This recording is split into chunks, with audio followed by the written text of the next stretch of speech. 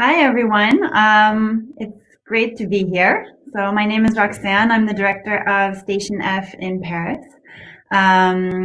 Maybe just give you a little bit of background on other projects that I've been involved with and what I did before Station F as well. So I'm from Palo Alto. I moved to Europe about 10 years ago.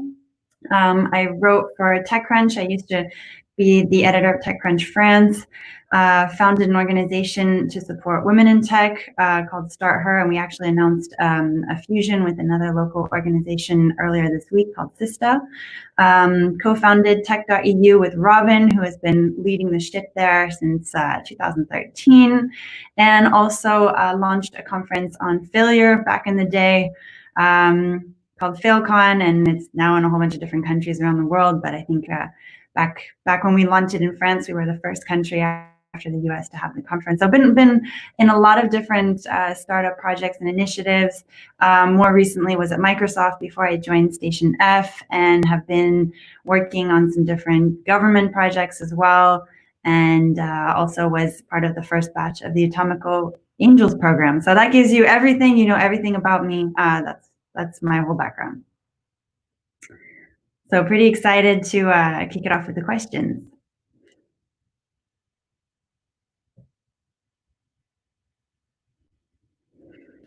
So first question, super question, how is Station F during lockdown? So Station F, actually the whole situation was quite surreal for us. So in France, many of you know, we had a proper confinement. So we actually had to close Station F, which is the first time we've ever had to close, because normally we're accessible 24/7, round the clock, the whole year. So we had to close our building the first time since we opened in 2017. We actually had a case of coronavirus on campus the day before we closed. And so we had a whole plan in place for that, and we didn't plan to close the entire building if we had a case. We had to just clear the zone and warn people that had been in contact with the person. But once the Prime Minister made the announcement the following day to close non-essential buildings, we decided it made the most sense, obviously, to close Station F. So we closed. We have reopened now since May 11th.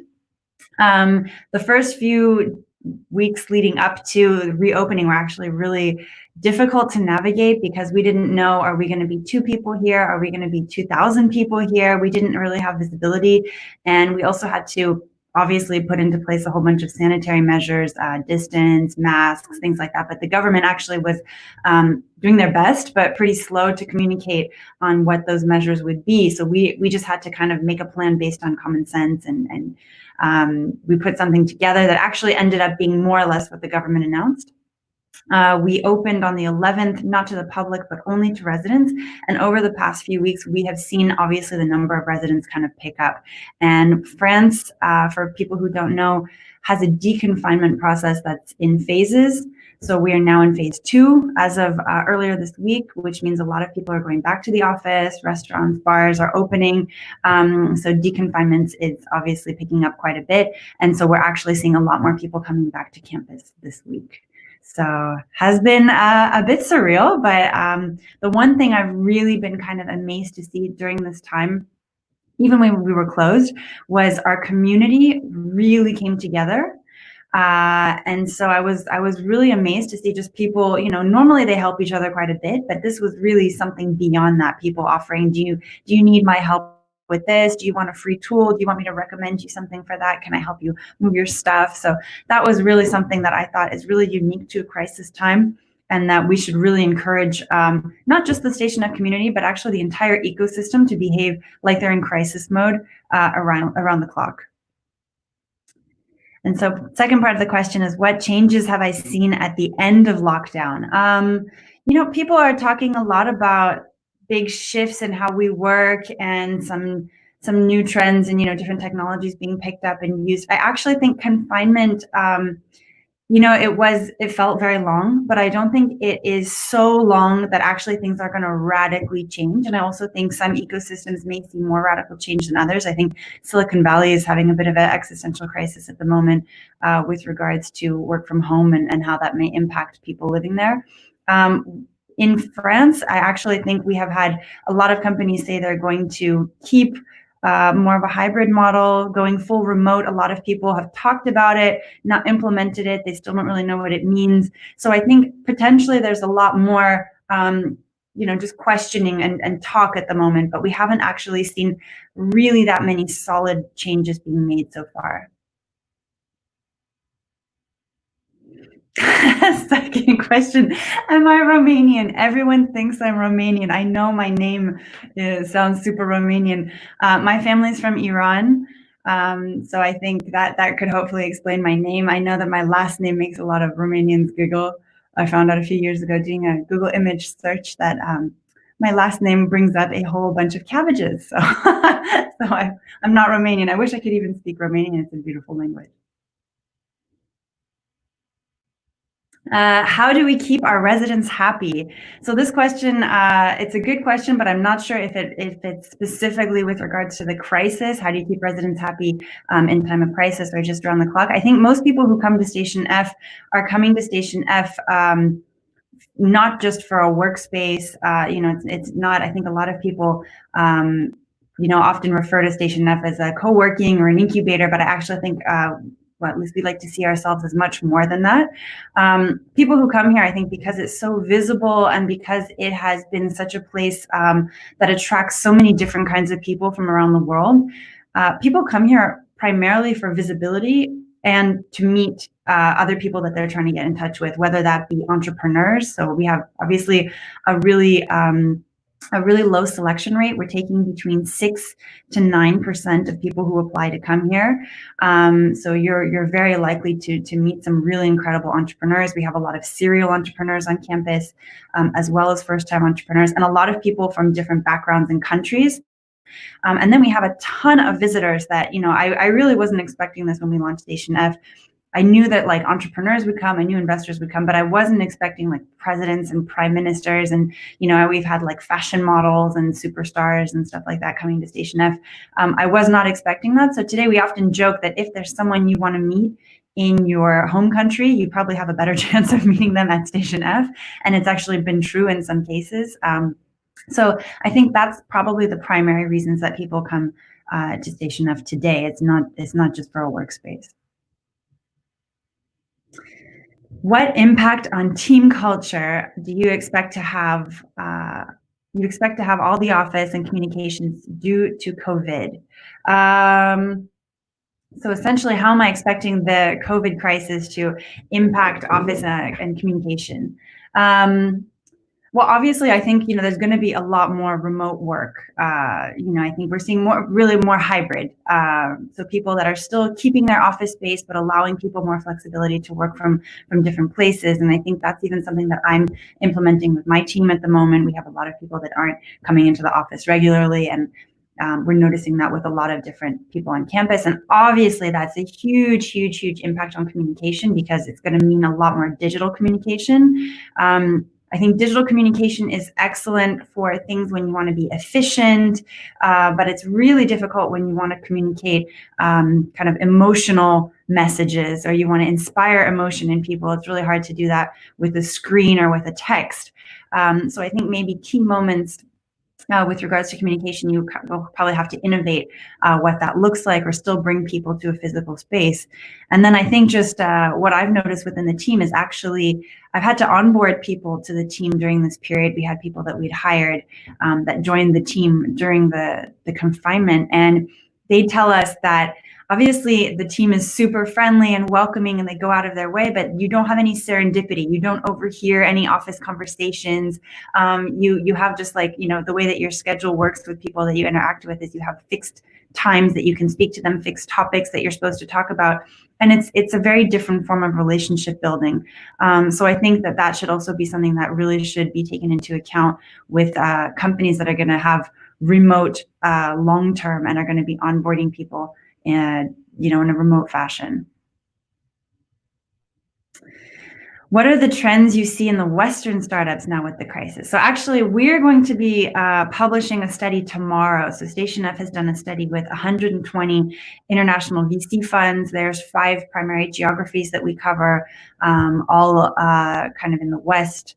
And we've actually seen some really interesting things. I can't obviously go into too much detail now because it hasn't been published yet. But I think what the main takeaway was for me was that actually things are not as bad as we might think.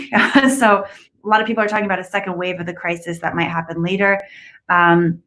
Totally possible, but actually based on a lot of the statistics, we see people are, they're still hiring. They still hired during the crisis. They're not necessarily planning on shutting down their buildings. A lot of people made pivots. A lot of people are not even planning to make changes with how their teams are organized. So that might be in countries where there actually wasn't a proper confinement. And then obviously there are ecosystems that are impacted differently. Like I think people may forget that, the UK is also dealing with Brexit at the same time. And so we really have to take a lot of these different elements into account. But overall, my general impression was that not as bad as maybe the press and some of the things that we're reading about make it seem. How was my transition from writing to managing startup programs and now owning a startup campus? So this is about how is my transition from TechCrunch to Microsoft to Station F. Really good question. So actually, I was at TechCrunch when I was also a full-time master's student, and I was actually at TechCrunch in Paris, but also when I moved to London, because that was where the second year of my program was. TechCrunch was a super platform, and also I really never expected to get that job. It kind of happened in a weird conversation where Mike Butcher was like, what do you think of relaunching the site? And I was like, sure. And I didn't think the next morning he'd wake up and be like, okay, we're launching it today. So that was essentially how that discussion went. And TechCrunch, obviously, I don't think I'm teaching anybody anything, is so well known that it kind of was really visible overnight. And I think in the first few hours after we made the decision to launch, I wasn't really sure I could do it. And I reached out to a friend. I told him, look, I'm not a tech expert. I think Mike Butcher, he misunderstood something.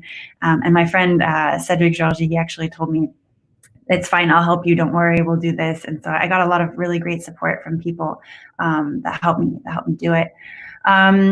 So going from that to Microsoft was really difficult for me. I had a couple of jobs in between working for startups based in London, but I really wanted to come back to Paris and work with the French startup ecosystem. I felt like something really incredible was happening here. There was a lot being built, a lot being made, and I felt like I had kind of started something that didn't finish. But going from a brand that was so kind of loved and being a journalist where everybody, really kind of they reach out to you a lot more, to going to Microsoft, where Microsoft was, I joined Microsoft at the last year of Steve Ballmer. I think it was a super opportunity, but I wasn't really aligned maybe at the time with Microsoft's vision as a company. And I felt like getting startups to use Microsoft technology was a bit of a struggle. And we launched what became Microsoft Ventures that first year, which was a super project, but it was a really different situation going from being a journalist to that kind of environment. And then Satya came in, and a lot of really great things happened from there. And then joining Station F, I can tell people kind of the backstory to that. So I actually got an email from Xavier, who's our founder, when I was at Microsoft, and he told me, what do you think about going and visiting some different spaces? I think the actual email was like, do you have a problem with jet lag? And I was like, this is so weird. A billionaire is asking me if I have a problem with jet lag. But actually ended up, I visited a couple of spaces to kind of just get some ideas and sent him this email. And I was like, here, I hope this helps you with your project. And I thought that would be the end of our discussion. And from there, he kind of said, well, come meet the architects, come tell me what you think of the blueprints. And that just led into well, do you want to run this project? And I didn't really believe him until I ended up signing my contract. And Station F has kind of been a dream. I think this is just a terrific project. We get so much flexibility. We work with so many incredible startups and people that's kind of really been a super experience. What are the startup programs still available now at Station F? So actually all of our startup programs, we have 30 of them. All of them are still up and running today. So even in confinement, a lot of them transitioned to remote programs. They're actually kind of, some of them still figuring out what they're going to do for the rest of this year, but have been actually continuing to work with their startups during this time, which I think has been really great. So many of you might not know this. Of our 30 programs, we have 1/3 that are run by corporates. 1/3 that are run by universities, like we have some of the best French business and engineering schools, and 1/3 that are run by startup organizations. So for example, Entrepreneur First has their French program at Station F. We also have a Chinese program. You do 6 months here, 6 months in China. So that kind of gives you a bit of a look at what our programs look like. All of our programs are by topic. And then we have 2 programs that are run by my team. One that's called the Founders Program for early stage startups from around the world, any sector. It's based on peer-to-peer learning. So you have no like mandatory workshops or anything. You just have to really talk to other startups to learn what mistakes you shouldn't make and what resources you should use. And then we have the Fighters Program, which this I think is really kind of the core of Station F, and this is what our founder was really attached to when we were creating Station F, was making a program for underprivileged entrepreneurs and showing that really anyone can become an entrepreneur. So we've had today some people, we've had a former prisoner go through that program. We've had somebody who was previously homeless go through that program. So this is really about helping people from radically different backgrounds build companies. Hope that answers the question. What do you keep in mind when starting a business venture? Very good question. I think you have to keep so many things in mind. This question kind of reminds me of what do I look for when we're judging companies? What are we picking essentially? So I think what I really like to look for, obviously there's some basic criteria that we'll look for. Is the team full-time? I think that's a really important thing to keep in mind, because if it's a side project, I think the commitment and the energy that you're going to contribute to your project obviously isn't going to be as much as if you were full-time and really kind of putting all your energy into making that a success. The second thing we look for is the tech part internal? Is it external? You're going to be kind of reliant on an external organization to kind of make a key component of your business, or are you going to have that internal? And I think it's pretty important for us to see that it's been internalized. We're looking often for people who've developed a prototype. We want to see that people, yes, you have a great idea, but you can actually build something. And then the last part that we're going to look at is, can you build something quickly? So are you creating this 5 years ago and taking 5 years to build a prototype, or are you doing it quickly? Do you currently have users? Are people paying for this? So that's really what we're going to look at when we're looking at something early stage. And then what I really like to look at, and I think this was even something I love to know from even when I was a journalist, is why is a specific person going to target a specific problem? And I think that's really what's going to make a business interesting. Is you're going to be trying to make a solution for a really long time. Your solution is going to change a million times. So why are you in love with this problem? What do you know about this problem that nobody else knows about? And so I think that's really something that I look at personally. How to pitch your idea for your founders community. So this is for people who want to apply to the founders program. How would you pitch your idea? So all of our programs, it's an online applications system. That's mainly because we have such an international community. We have 1/3 of our community that's not from France. We don't want to make people have to like pick up and come here to apply. So you can apply online. There's an online application. It's pretty straightforward, bunch of basic questions. You don't need to send in a business plan or anything, but in the online application, you need to show us a prototype. So whether it's a video, whether it's a functional demo, whether it's screenshots, you decide what you send us. If you make it to round 2, then we have a filmed video interview, and we actually use a prompter. So you're shown a number of questions and you're given a certain amount of time to respond to those questions. And we're looking at how do people respond under pressure. We like to throw in some curveball questions often that just don't mean anything, and we want to see how people interpret the question and what they do with it. So that's how you apply. You can apply, it's kind of rolling applications, but we take people twice per year. So you can come in January or in July. And I think in July, we will be opening up applications for January again. How is Station F measuring the success and impact on the ecosystem? Super question. So actually, when we first launched Station F, we were kind of measuring some very arbitrary statistics, numbers. We obviously want to see that there's a demand at Station F. We want to make sure that we're full. We want to make sure that, startups that come here feel good and feel like they're getting value and success. I think now we're actually looking a little bit more at kind of leading some trends on what we think entrepreneurship should look like in the future, because we're working with so many young companies and we feel like we can kind of set the tone. So one big change, we've actually made two big changes to what we're looking at. Obviously, we're going to measure some of the KPIs that I think that the whole ecosystem cares about, which I'm still struggling to understand why, but like fundraising, acquisitions, things like that. But what we actually want to see from companies that come to Station F, and this will be the case for all 1,000 companies by the end of the year, we want to see how do you contribute to diversity and sustainability. And we're not going to have, we're going to let you tell us essentially how you do it. So it's not like, do you have diverse people on your team, or do you do a certain thing? We want you to tell us how you contribute to making that discussion move forward. And then the second component that we're going to pay attention to is revenue, because I think a lot of businesses, they care a lot about fundraising, they care a lot about being acquired, they care a lot about stuff that I think we promote a lot in the ecosystem, but actually at the end of the day, are you able to generate revenue and make a sustainable business? I think that's much more important for us to be teaching entrepreneurs.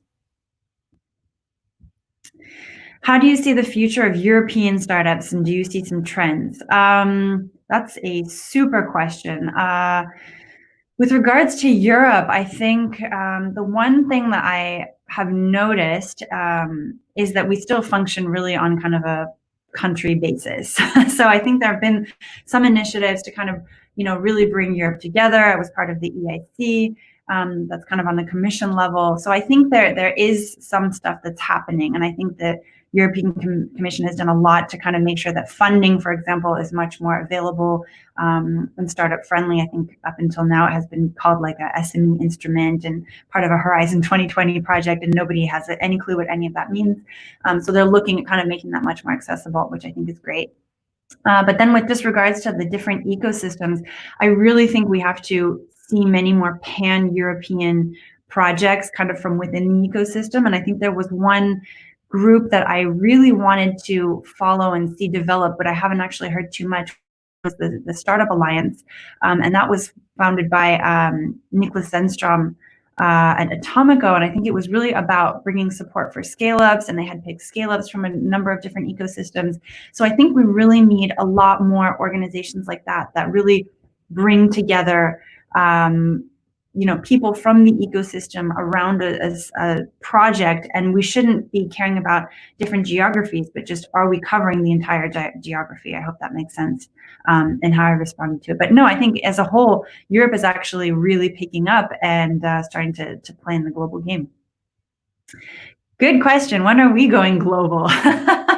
So Station F, obviously super international, but very Paris focused, because up until now, we've had a lot of extension projects in Paris. And actually, we still have a lot of extension projects in Paris.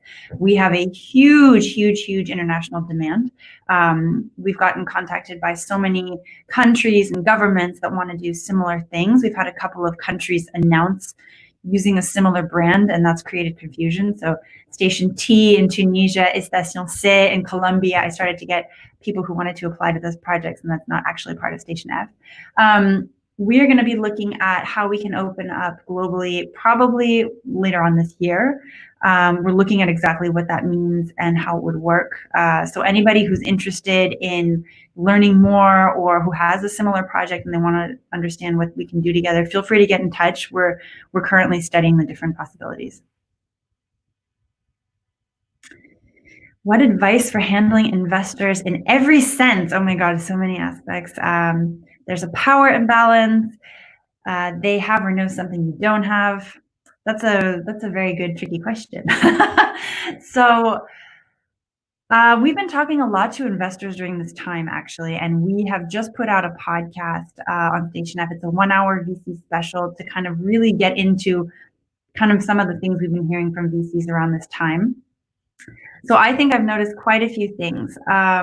First of all, VC deal flow is down. So a lot of VCs try to play it off. We're still open for business and all that kind of thing. I think, obviously VCs had to be focused on their portfolio companies, still looking at deals. They're not going to pass a good deal ever. So that's what they mean by open for business. And they've definitely been impacted with regards to deal flow. Now, deal flow is down, but deal flow is also stronger. They're seeing a lot more higher quality companies from a lot of the VCs that I've talked to. And also VCs are a lot more available at the moment as a result of this whole thing. So if you want to fundraise later on this year, if you want to have a simple conversation, I think now there's never been a better time than now to reach out to a VC. And a lot of them happy to have a conversation on Zoom or Google or whatever you're using to just kind of get a first base of contact. So I think don't shy away from reaching out to VCs right now. VCs, however, obviously, as deal quality goes up and as deal flow goes down, a lot more competition for good deals. I've heard VCs say that they've seen companies getting like 5, 10 term sheets. And then we've also seen people that because they're doing maybe remote deals now, they're doing less, they're putting less into companies, so trying to minimize their risk, and also potentially having a faster turnaround to make that decision. So I think you will kind of see a balance of a different play with regards to VCs. So I think definitely don't hesitate to shy away from reaching out, but be ready for a very different type of situation. Because everybody's using Zoom, I've also heard VCs say, we want to get into personal questions a lot faster. But I think you shouldn't be afraid to have those kind of conversations.